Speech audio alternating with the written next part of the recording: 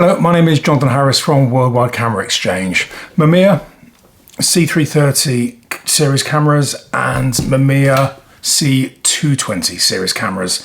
Back in the day, in the 1970s, 1980s, these were seen very much as the sort of poor man's Hasselblad. But really, that's unfair. Fast forward to 2023 and most photographers using medium format will probably find that the facilities offered by these cameras are all they need. They'll also probably discover that the one big advantage with these cameras alongside cameras like Hasselblad is they are fully mechanical. So if you can find one of these in decent condition and if you can get it serviced, it'll serve you for a long time to come.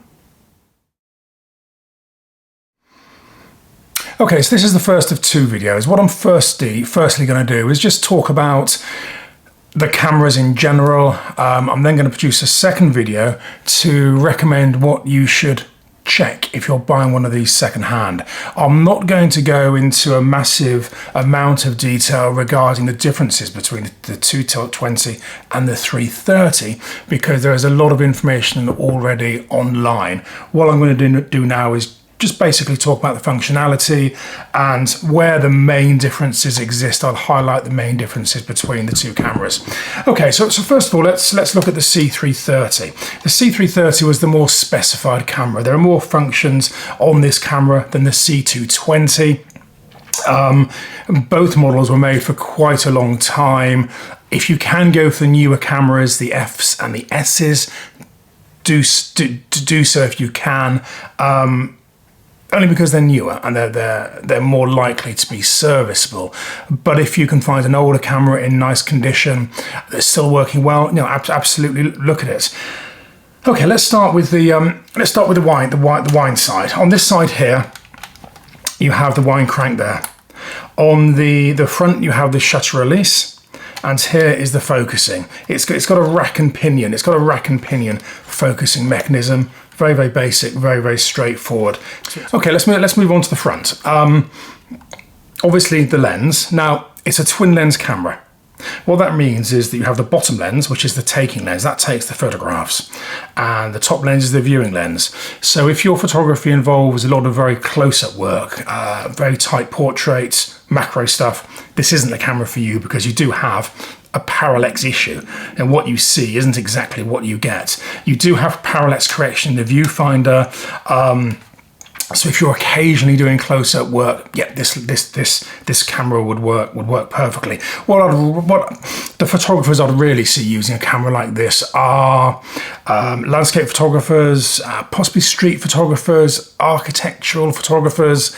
If you're working towards infinity, the fact it's a twin lens camera will make no difference whatsoever. So on the lens, you have the shutter. You can see the shutter speed dial there. Behind you have the aperture. Now, as you wind the camera on, there's a metal bar here which cocks the shutter by pulling down that silver knob just there. And if you fire, there's a little metal bar there which pulls down the shutter release just there, like that. Now, most of the mechanics are in the lens. So the lens is very, very important. All the body does is really allow you to view and keep the film light tight. So mechanically, the most likely thing to fail is the lens. So when you're buying these things, always check the lens very, very carefully. On the front, you also have the shutter release button there. Just quickly looking at the 220, one of the differences with the 220 is that you have to cock the lens yourself just there. Now, personally, I quite like that. I like the simplicity of it. As I said, the 220 is a de-specified camera. It's a simpler camera, but as a result, it is lighter. So some photographers would prefer that. What I'd recommend is looking at the spec of both cameras.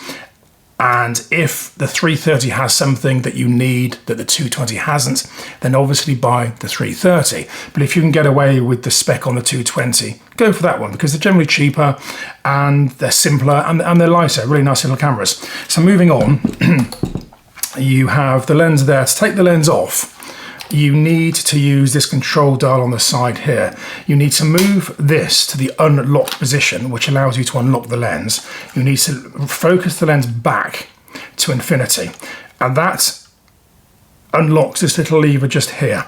I can now pull that lever around. I've got to be careful doing this. Pull that around, and this little spring here just holds the lens on.